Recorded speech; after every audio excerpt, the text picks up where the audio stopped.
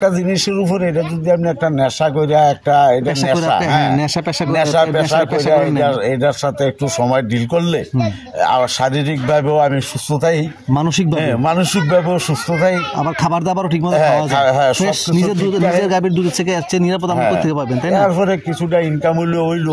হ্যাঁ, এখন মনে করেন দুইটা গাভী আমি যদি যে দুধরা দহন করি, দুধরা যদি বিক্রি করলে এটা দিয়ে যদি গরুটির খাওয়ান দাওয়ান, কর্মচারীর বেতন, ওষুধপত্র, হ্যাঁ, বা নিজের দুধ খাওয়ান সব কিছু কমপ্লিটও হয়, হ্যাঁ, হয়ে যদি আমার পকেটে নাও আসে, কিন্তু বাছুর দুইটা ধীরে ধীরে ধীরে ধীরে বড় হয়ে যে দুইটা বাছুরের দাম কত হয়, ওই জায়গাটা যাইয়া লাভ বেনিফিটের একটা হিসাব আর কি। তো সবচেয়ে বড় বিষয় হলো গরু সুস্থ থাকা, ভালো পরিচর্যা করা, এগুলি তো এত বুঝি না, তো আমার সবটাই কর্মচারীর উপরে ডিফেন্স করে। আচ্ছা আচ্ছা আচ্ছা, তারপর আপনি মাঝে মাঝে যতটুক পারেন সময় আমি শুধু পরামর্শ হ্যান ত্যান মানে ইয়ারা করি, পরিচালনা করি আর কি। শারীরিকভাবে পরিশ্রম করতে আমি আসলে সক্ষম না। নিজে দোয়া নিজে দুধটা খাইতেছেন, এটার মধ্যে তো একটা আপনার আলাদা একটা ফিল আছে। হ্যাঁ, বাজার থেকে দুধ আনলেন, ওটা সাদা আপনার নিজের গরুর দুধটা কিন্তু একরকম না।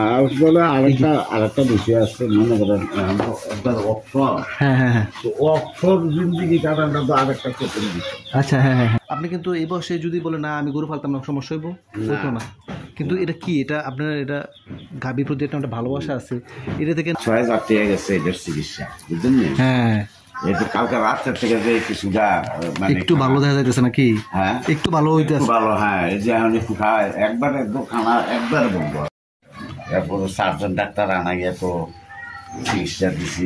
কি সমস্যা ছিল এটা? এটা ফেডের সমস্যা ছিল, পায়খানা একটু ডিস্টার্ব হয়ে গেছে। খায় না নাকি? ফেনা খাওয়াইছিলাম। ফেনাটা মনে জায়গাটা পরিষ্কার ছিল, কোন থেকে আনছে ফেনাটা?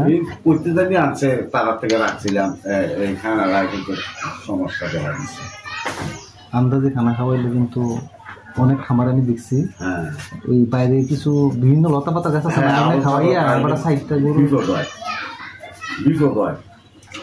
আপনি তো মোটামুটি জনক নম্বর, আপনার একটা নাম আছে, পরিচয় আছে, কিন্তু একটু জানি না শুনে কাজ করতে হবে। ওই মানে সস্তা পাইলো আর কটা ঘাস আই না গরু খাওয়াইলে, একটা গরুর দাম কত? আপনি ঘাসের দাম আমি এই কেমন ছেড়ে দিছি, আমার এটা করবেন না। আমার ৫-৬,০০০ টাকা গেছে এদের চিকিৎসা, বুঝলেন? হ্যাঁ, কালকে রাতের থেকে যে কিছুটা মানে একটু ভালো দেখা যাইতেছে নাকি? হ্যাঁ, একটু ভালো হইতেছে, ভালো। হ্যাঁ, এই যে এখন একটু খায়, একবারে খানা একবারে বন্ধ আছে। আচ্ছা আচ্ছা আচ্ছা, এটা কি আপনার নিজের দেহা না? না না, এটি সব কিনা, কিন্তু ওটা কিনা। কত বছর ধরে কিনা? বেশি না, এই প্রথম বিয়ে আনে দোনো ভাই। আচ্ছা, এই প্রথম দিব? এই না, বিয়েছে, বাচ্চা আছে বাইরে। আচ্ছা আচ্ছা আচ্ছা, ওই দোনোটা দুধ দোয়াই। আচ্ছা, হ্যাঁ, কতটুকু পান এটা দুধ? এটা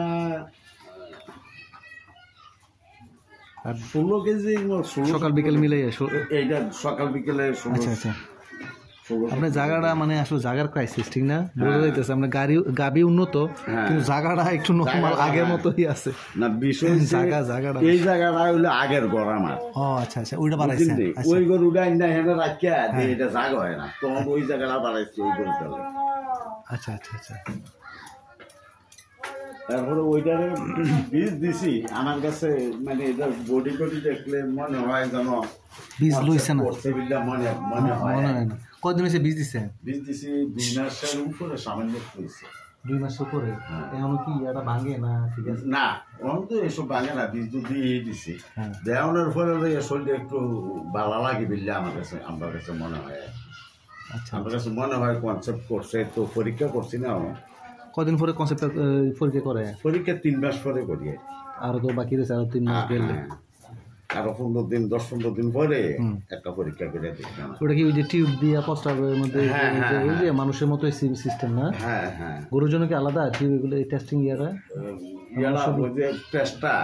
টেস্টটা না হাত দিয়া করে, তারা কনসেপ্ট হয়েছে কিনা হাত দিয়ে করে? হাত দিয়া করে, হাত ঢুকায় তারা। হ্যাঁ, ইয়ে দিয়া পলিথিন দিয়া হাত মোজা দিয়া হাত ঢুকাইয়া তারা একবার একুরেট বলতে পারে।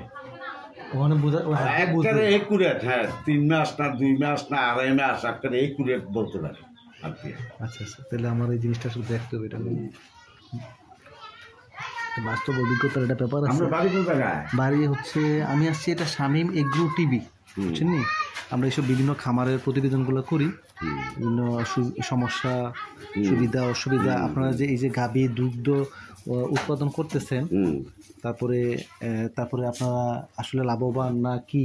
অনেক তরুণ সমাজ আছে এখন, মানে তারা শুধু বিদেশ যাইতে ফালায়, দেশে 2টা গাভী ফালবো, 2টা ছাগল ফালবো, মাছ চাষ করবো, এগুলোর মধ্যে হারা নাই, বুঝছেন না? তো যাতে তরুণ সমাজরাও যাতে এইভাবে আস্তে আস্তে খামারের সাথে উদ্বুদ্ধ হয়, খামার করে, হ্যাঁ, দেশে থেকে অনেক কিছু করা সম্ভব, একটা প্রতিবেদন দেন আর কি। হ্যাঁ, এই জন্য আমরা এগুলা করি আর কি, মানুষকে উদ্বুদ্ধ করি যে আসলে এই যে দেখেন আপনার এই যে বাছুরগুলো না, এই দুই বাছুর নাকি কি বকনা না সার বাছুর, এগুলা কি বেড়া না বেডি সার দোড়াই? কয়দিন হয়েছে বয়স এগুলা? এই তো আজকে 75 তারিখ। এত তারিখ? হ্যাঁ, আচ্ছা 20 তারিখ। 20 তারিখ, এটা 20 দিন, এটা 23 দিন। আচ্ছা 3 দিন ডিফারেন্স। আচ্ছা আচ্ছা, এটা কি আপনার নিজে এই গরু কি নিজে কত বছর ধরে এই জাতটা? না, এই প্রথম ফার্স্ট এটা বাছুরের না, বাছুরের না, আমি এটা পালন করছি। এটা আমি 2-3 জায়গার থেকে 3টা বাছুর কালেকশন করছি আর কি, বুঝলেন? আচ্ছা আচ্ছা, তো কালেকশন কইরা এটা একটু জান্না শুননা লইছি, এটা বহর, এটা মাছ। হ্যাঁ, জান্না তো আমি বলছি আমার একটা বাছুর দিও, একটা বাছুর হয়তো দামটা একটু বেশি গেছে আর কি। আচ্ছা আচ্ছা, যদি আমি দুধের বেশি আর মার জাতের আছে। তো এইভাবে 3 জায়গার থেকে 3টা বাছুর আর 3টা বাছুরে কালেকশন করছি। কালেকশন করে ওই 2টা মোটামুটি আগের কালেকশন, তো ওই 2টা মানে ডাকে আইছে, এরপরে বীজ দিছি, 2-1বার মিসও হয়, দিলে যে কনসেপ্ট হয় এমন না, হ্যাঁ মিসও হয়, এটা একটু ধৈর্য ধারণ করা লাগে আর কি। তো এতটুকু ধৈর্য ধারণ করে যাক 2টা বীজ কনসেপ্ট করাইছি, ওইটাও বীজ কনসেপ্ট করছি বললে আমাদের মনে হয় আর কি বাইরে। আর তাছাড়া মনে করেন বিষয়টা হইলো একেবারে বেকার ঘরে বসে থাকলে বাজে রকমের চিন্তাধারা, কাজ, শয়তানি, সব মাথার মধ্যে শয়তানি বুদ্ধি আসে।